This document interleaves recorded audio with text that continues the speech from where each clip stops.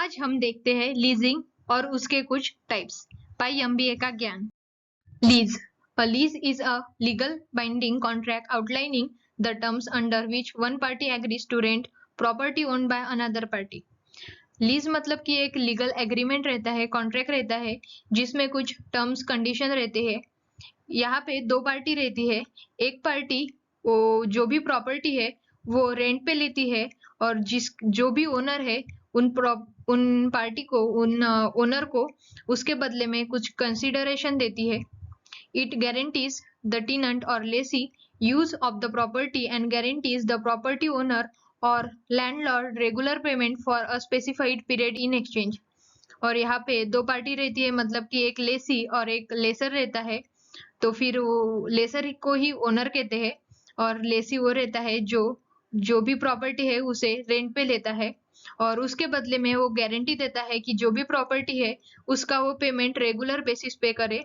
जितना भी पीरियड है उतने टाइम पर वो अपने ओनर को रेगुलर बेसिस पे उसका पेमेंट करे। अभी हम नीचे देखते हैं lessor. The lessor is the person और party that issues the lease. Lessor मतलब कि वो रहता है जो अपनी जो भी प्रॉपर्टी है, जो भी इक्विपमेंट है वो लीज पे देता है, मतलब कि रेंट पे देता है। और lessee, the lessee is the person that the lease is guaranteed to the person paying rent use of the property. और लेसी मतलब कि वो रहता है जो उस प्रॉपर्टी का यूज करता है, रेंट पे लेता है और उसका जो भी पेमेंट है वो अपने लेसर को देता है, मतलब कि वो लेसी रहता है। टाइप्स ऑफ लीज, उसमें फर्स्ट है finance lease. Is a type of lease wherein the lessor transfer all type of risk and reward to the asset to the lessee.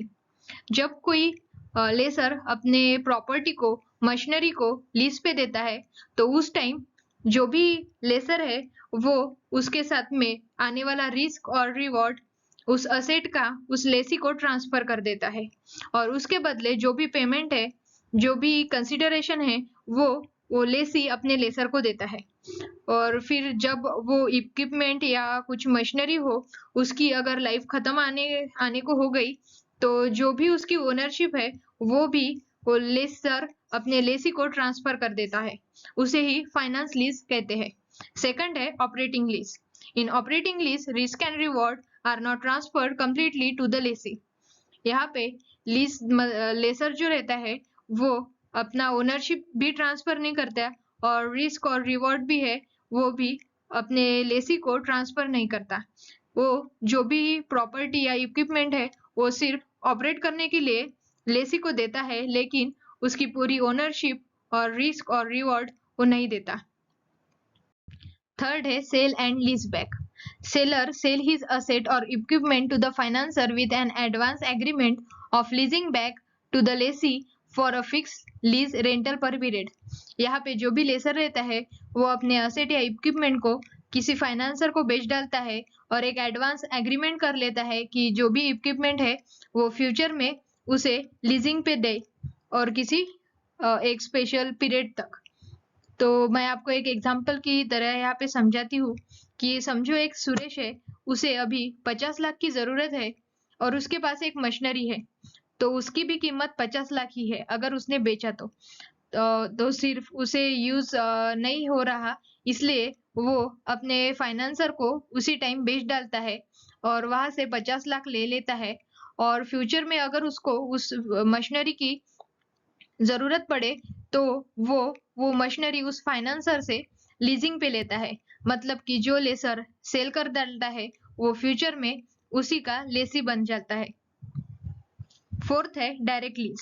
Direct lease is a simple lease where the asset is either owned by lessor or he acquires it.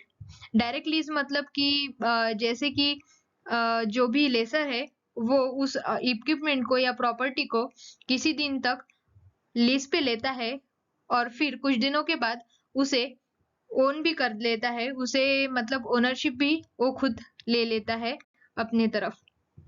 Fifth है single investor lease. The lessor arranges the money to finance the asset or equipment by the way of equity or debt. The lender is entitled to recover money from the lessor only and not from the lessee in case of default. यहाँ पे जो भी laser रहता है वो अपने property को, equity को या अपने मशीनरी को लेने के लिए फाइनेंस अरेंज करता है, मनी अरेंज करता है किसी लेंडर से डेप्ट लेके, और उसी इक्विपमेंट को, असेट को लीज पे देता है। और अगर वहां पे कुछ डिफॉल्ट हो जाता है तो लेंडर अपनी मनी की रिकवरी लेसर से करता है, ना कि लेसी से। अभी सिक्स्थ है लीवरेज्ड लीज।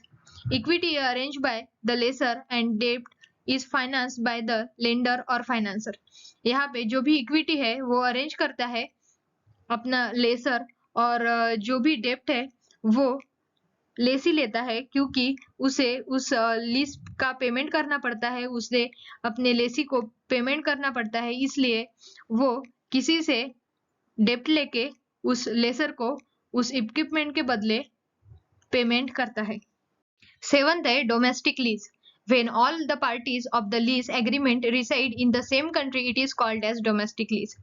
डोमेस्टिक लीज मतलब कि वो रहता है जहाँ पे लेसर, लेसी और जो भी फाइनेंसर है वो एक ही कंट्री के रहते हैं, उसी और वहां पे ही उस लीज की एग्रीमेंट होती है, उसी को डोमेस्टिक लीज कहा जाता है।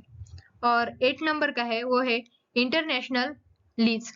When the lessor and lessee reside in same country and equipment supplier stay in different country. यहाँ पे ऐसा होता है कि जो भी लेसर और लेसी रहता है वो एक ही कंट्री के रहते हैं, और जो भी इक्विपमेंट सेलर रहता है वो अलग कंट्री का रहता है। Thanks for watching this video.